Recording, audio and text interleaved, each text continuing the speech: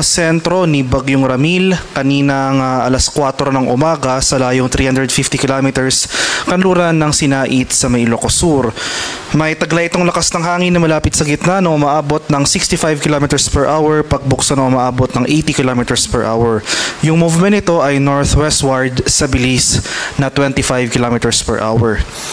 At makikita natin dito sa ating latest satellite images itong mga kaulapan na kasalukuyang umiiral sa malaking bahagi ng Luzon.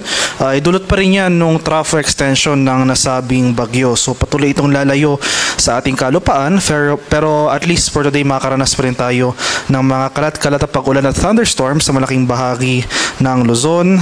And meanwhile, for the rest of or dito sa area ng Bicol Region, Quezon, malaking bahagi ng Mimaropa, Visayas at sa Mindanao, generally fair weather conditions ang ating inaasahan maliban na lamang sa mga isolated rain showers or localized thunderstorms. Magpapatuloy yung generally west-northwestward na paggalaw ni Ramil dito sa West Philippine Sea at kaninang 5:10 ng umaga ay tuloy na itong nakalabas ng ating Philippine Area of Responsibility.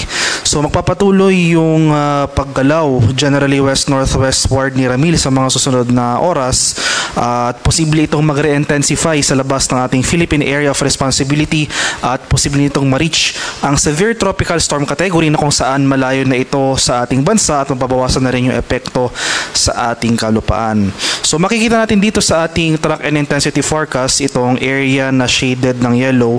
Ito yung mga lugar na kung saan posible pa rin tayong makaranas ng mga pagbukso ng hangin. So as of 5 AM today may nakataas pa rin tayong tropical cyclone wind signal number 1 sa ilang areas ng Luzon, dito sa Ilocos Norte, Ilocos Sur, La Union, itong northern and western portions ng Pangasinan, Abra at sa western portion ng Benguet. Kaya sa mga lugar na ito, kahit napapalayo na nga itong si Bagyong Ramil, maghanda pa rin tayo sa mga posibleng pagbukso ng hangin over these areas.